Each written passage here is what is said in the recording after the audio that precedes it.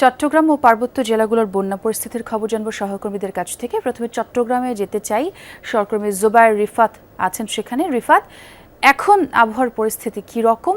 বন্যা পরিস্থিতি কি একটু উন্নতির দিকে বলা চলে? ছোঁয়া খানিকটা উন্নতির দিকে বলা যায়, যেহেতু একেবারে মাথার উপরে তীর্যক রোদ এসেছে এবং আমরা গতকালকে থেকেই দেখেছি কিন্তু আবহাওয়ার পরিস্থিতি বেশ ভালো। গতকালকে গুড়ি গুড়ি খানিকটা আসলে বৃষ্টি ছিল এবং দিনভরই আসলে কোনো ধরনের বৃষ্টির দেখা মেলেনি।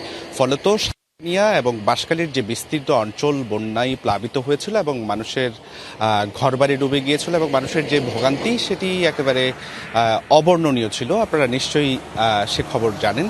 আমরা আজও বাঁশখালী এবং সাতকানিয়ার বিস্তৃত অঞ্চলের খবরাখবর জানাবো।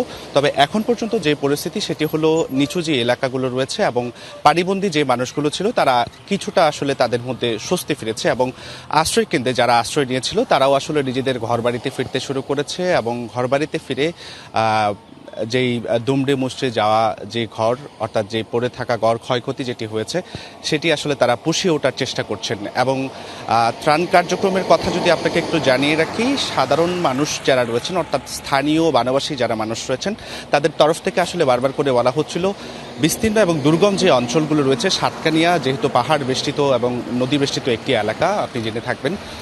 ফলত ঢেমসা, চরতি, নলুয়া, কাঞ্চনা ইত্যাদি যে ইউনিয়নগুলো রয়েছে মহাসড়কের থেকে আসলে আরও 20 থেকে 30 কিলোমিটার ভেতরের যেই ইউনিয়নগুলো রয়েছে সেগুলোতে কিন্তু ত্রাণ কার্যক্রম সেভাবে করে আসলে হয়নি। এবং ফলত স্থানীয় যারা বানবাসী রয়েছেন তারা যেটি অভিযোগ করছেন, যেন বেসরকারি উদ্যোগও যারা ত্রাণ নিয়ে আসছেন তারা যেন তাদের দিকে একটু যায়। এবং সব মিলিয়ে বলা চলে যে বাঁশখালী এবং সাতকানিয়ার পরিস্থিতি খানিকটা উন্নতির দিকে। কয়েকটি ইউনিয়ন ছাড়া আমরা যতদূর খবর পেয়েছি অধিকাংশ ইউনিয়ন থেকে কিন্তু আসলে পানি নামতে শুরু করেছে এবং মানুষও ঘরবাড়িতে ফিরতে শুরু করেছে। এবং একটি ইউনিয়ন থেকে অন্য একটি ইউনিয়নে যাতায়াতের যে ব্যবস্থা অর্থাৎ যোগাযোগ ব্যবস্থাও বেশ ভেঙে পড়েছিল, সেটিও এখন বলা চলে যে বেশ স্বাভাবিকের দিকে এবং মহাসড়কগুলো থেকেও আসলে পানি নেমে গিয়েছে গত দুদিন আগে। এবং আবহাওয়ার খবরও বেশ ভালো, আজকে দিনভরও আসলে সারাদিন বৃষ্টির কোনো খবর নেই।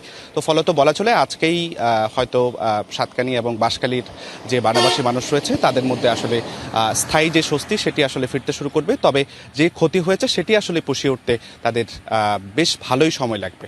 ছোঁয়া, মানে চট্টগ্রামে আপাতত স্বস্তির আভাস মিলছে। অনেক ধন্যবাদ রিফাত।